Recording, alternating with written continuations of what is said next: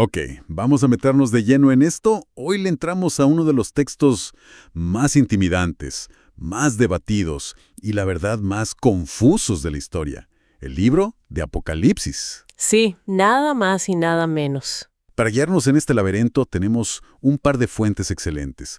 Una es una introducción teológica que nos da como el mapa general y la otra es un comentario moderno que se mete pero hasta la cocina de los detalles. Un buen balance. Y que quede claro algo desde el principio, ¿no? La meta de hoy no es sacar una bola de cristal y predecir el fin del mundo. Para nada. Eso es muy importante. Es algo, creo yo, mucho más interesante. Queremos entender qué significó este libro para la gente que lo leyó por primera vez. Para sus lectores originales. Exacto. ¿Y cuál es su mensaje central, más allá de todas las imágenes de bestias, dragones y plagas? O sea, ¿qué quería decirle el autor a esas iglesias del primer siglo que, bueno, la estaban pasando bastante mal? Totalmente. Ese es el punto de partida esencial. El Apocalipsis no se escribió para satisfacer nuestra curiosidad del siglo XXI sobre el futuro. Claro. No, fue para ser como un chaleco salvavidas teológico para creyentes que enfrentaban una persecución muy, muy real. Si tuviéramos que resumir el tema principal, como lo hace una de nuestras fuentes, serían 3 palabras. Victoria en Jesús. Victoria en Jesús. Sí. Es ante todo un manifiesto de esperanza y de resistencia en medio del caos. Empecemos entonces por lo más básico. El quién, cuándo y dónde. La tradición dice que lo escribió el apóstol Juan. Ajá. Exiliado en la isla de Patmos, hacia finales del siglo I. Y esto es clave. No lo escribió como un mensaje abstracto para el mundo. No, para nada. Eran cartas dirigidas a 7 iglesias muy específicas en lo que hoy es Turquía. Éfeso, Esmirna, Pérgamo. Y ese contexto lo es todo. No eran conceptos, eran comunidades de carne y hueso con problemas muy concretos. ¿Cómo cuáles, por ejemplo? Bueno, fíjate, la carta a la iglesia de Éfeso los felicita por su doctrina, por su trabajo, pero les da un tirón de orejas por haber abandonado su primer amor. Ah, claro. O a la de la Odisea, la que llama tibia. Y esa era una metáfora que ellos entendían perfecto porque su acueducto les llevaba agua tibia y muy desagradable a la ciudad. Cada mensaje está hecho a la medida. Es un detalle increíble. Y hay algo más que el libro anuncia desde el primer versículo y que a nosotros se nos suele olvidar. A ver. Dice que Dios dio a conocer esta revelación.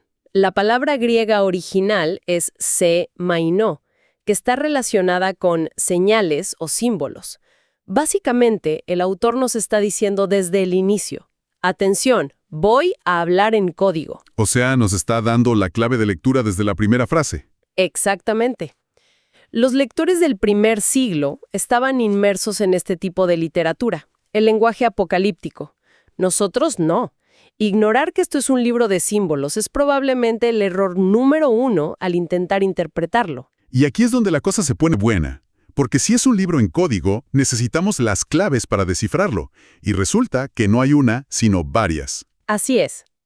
Las fuentes nos hablan de 4 grandes lentes o formas de leer el Apocalipsis. A ver, empecemos con la primera, la visión preterista. Si no me equivoco, esta es la que dice que casi todo esto ya pasó. Exactamente. Para la visión preterista, el libro no habla de nuestro futuro, sino de su presente, que es nuestro pasado. Se enfoca en el contexto del siglo I. O sea, el Imperio Romano. El Imperio Romano, la persecución bajo emperadores como Nerón o Domiciano, la destrucción de Jerusalén en el año 70. Ven a la bestia como el poder imperial romano y a Babilonia como la ciudad de Roma. Es una lectura anclada firmemente en su historia. Ok, tiene sentido. Y en el extremo opuesto, tenemos la visión futurista. Esta es la que todos conocemos por las películas, ¿no?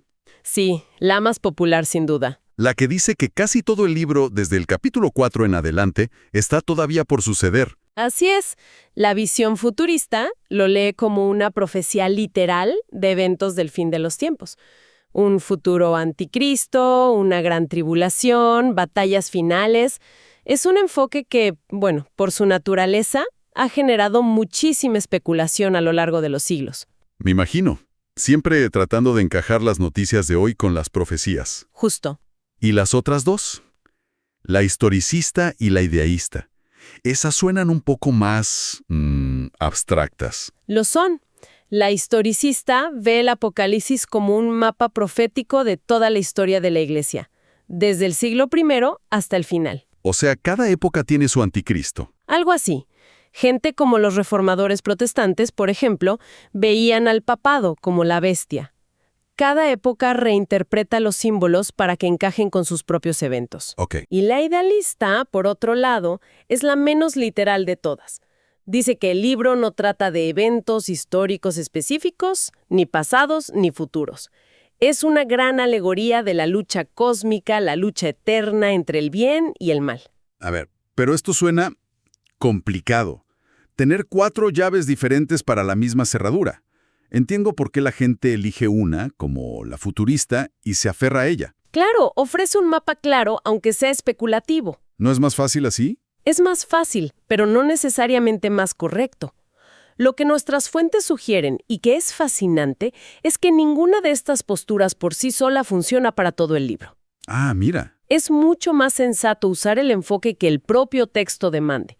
Por ejemplo, las cartas a las 7 iglesias tienen muchísimo más sentido desde una perspectiva preterista, entendiendo los problemas de esas comunidades del siglo I. Claro. Como lo que mencionaba uno de los comentarios sobre la iglesia de Sardis. A esta iglesia se le advierte, mantente alerta, vigila. Ajá. Y resulta que Sardis, históricamente, tenía una acrópolis que se consideraba inexpugnable, pero que fue conquistada 2 veces porque los centinelas se quedaron dormidos. ¡Wow! Exacto. Era una referencia directa, casi un chiste local con una carga teológica brutal que solo ellos podían entender al 100%. El autor estaba usando su propia historia para hablarles. Y la insistencia en aplicar una sola clave es lo que ha llevado a esta, larga historia de predicciones fallidas. Un poco vergonzosa, hay que decirlo. El comentario de Kinner que consultamos menciona predicciones del fin del mundo para el año 1000, 1229, 1694, 1844. La lista es interminable. Y aún así, cada década surge un nuevo profeta con una nueva fecha. Parece que la humildad no es lo que más vende. Definitivamente no. Esa historia de predicciones fallidas debería ser una gran señal de advertencia. Nos dice más sobre nuestro deseo de tener control y certeza sobre el futuro que sobre el propósito original del libro. Bien, creo que es imposible hablar de Apocalipsis sin pensar en las imágenes más potentes, y probablemente la más famosa sea el número 666. Este es un ejemplo perfecto de cómo el contexto lo cambia todo. En el mundo antiguo, especialmente en el ámbito hebreo y griego, se usaba algo llamado gematría. ¿Gematría? Sí, es una práctica donde las letras de un alfabeto tienen un valor numérico. Si tomas el nombre Nerón César, lo transliteras del griego al hebreo y sumas los valores numéricos de sus letras, A ver. el resultado es, precisamente, 666. SETI, más que una profecía sobre un futuro microchip, Totalmente. era una forma increíblemente arriesgada de activismo político. Era nombrar al enemigo en código para no ser ejecutado. Justo eso. Nerón fue el primer emperador que persiguió a los cristianos de forma masiva en Roma. Para ellos, él era la encarnación del mal, el anticristo arquetípico. Era una crítica velada pero feroz al poder imperial. Entendido. ¿Y qué hay del otro gran villano del libro? Babilonia la Grande, la prostituta montada sobre la bestia. Aquí hay un consenso académico casi unánime. Babilonia es un nombre en clave para Roma. ¿Por qué Babilonia? Así como la Babilonia histórica del Antiguo Testamento destruyó Jerusalén y exilió al pueblo de Dios, Roma era el imperio opresor de la época de Juan, la que había destruido el Segundo Templo. El paralelo era obvio para cualquier lector del primer siglo. Ok, Babilonia es Roma. Pero, ¿por qué la imagen específica de una prostituta? Es una metáfora muy fuerte. Es una excelente pregunta, porque la metáfora es muy deliberada. En la Biblia, la prostitución a menudo simboliza la idolatría, la infidelidad a Dios.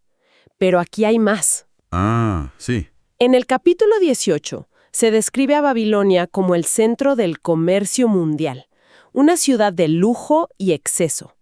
Y la lista de mercancías termina con una frase escalofriante.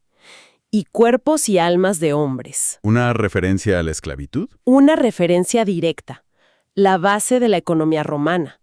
Así que la imagen de la prostituta no es solo sobre idolatría, es una crítica económica devastadora. Roma es la que seduce a las naciones con su poder económico, un sistema construido sobre la explotación. Impresionante. Entonces, si juntamos todas las piezas y dejamos de usarlo como un calendario, ¿cuál es el mensaje que queda? ¿Cuál es el punto de todo esto? Si conectamos todo, surgen varios temas centrales que son el corazón del libro. El primero, y quizás el más importante, es la soberanía de Dios. ¿Cómo se muestra eso en un libro que parece estar lleno de caos y destrucción? Es la imagen central. El libro nos lleva constantemente de la tierra al cielo. Vemos el caos en la tierra y de repente la escena corta un trono en el cielo, como en los capítulos 4 y 5. El trono como un ancla. Exacto. Y en ese trono hay alguien sentado que tiene el control. Es un recurso para decirles a sus lectores, a pesar del horror que están viviendo, no se equivoquen. El universo no está fuera de control. El César no está en el trono final. Y el segundo tema, el de la victoria a través del sacrificio, se siente totalmente contracultural. Lo es. El héroe del libro no es un león rugiente y conquistador, aunque se le presenta así al principio. Cuando Juan se vuelve para ver al león de la tribu de Judá, lo que ve es un cordero como inmolado. Un cordero degollado, pero de pie. Justo. La victoria, nos dice el Apocalipsis, no se logra por la fuerza militar, sino a través de la fidelidad sacrificial. Los creyentes vencen por medio de la sangre del Cordero y menospreciaron sus vidas hasta la muerte. Se redefine por completo lo que significa ganar. Lo que nos lleva directamente al tercer punto, que es en esencia el propósito práctico del libro para esas iglesias. Un llamado a la perseverancia. Exactamente.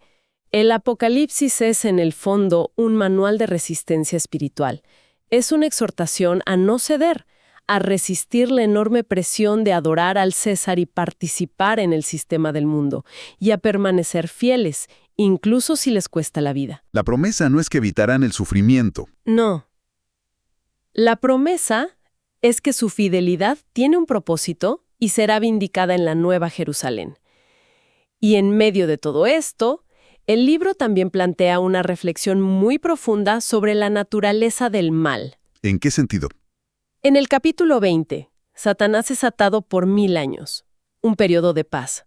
Pero cuando lo liberan, no le cuesta nada encontrar seguidores humanos para una última rebelión. Esto sugiere algo incómodo, que el problema del mal no es solo una fuerza externa, sino que encuentra un eco, una residencia en el corazón humano. En resumen, entonces, el Apocalipsis parece ser menos un guión del futuro y más una obra de teología en tiempos de crisis.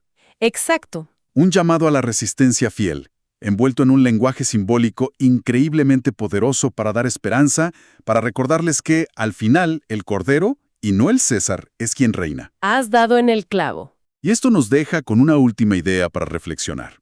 Una pequeña paradoja que se encuentra casi al final. Las fuentes describen la Nueva Jerusalén como un lugar perfecto. Un nuevo Edén, donde Dios enjugará toda lágrima. No habrá más muerte ni dolor. Perfección absoluta. Suena a eso. Sin embargo, en el último capítulo, se dice que en medio de esta ciudad está el árbol de la vida, y sus hojas son para la sanidad de las naciones. La pregunta que queda flotando es, si todo es ya perfecto, ¿qué queda por sanar? El texto deja esa puerta abierta, una invitación a contemplar qué significa realmente la restauración, y si la sanidad es un destino final o quizás un proceso eterno.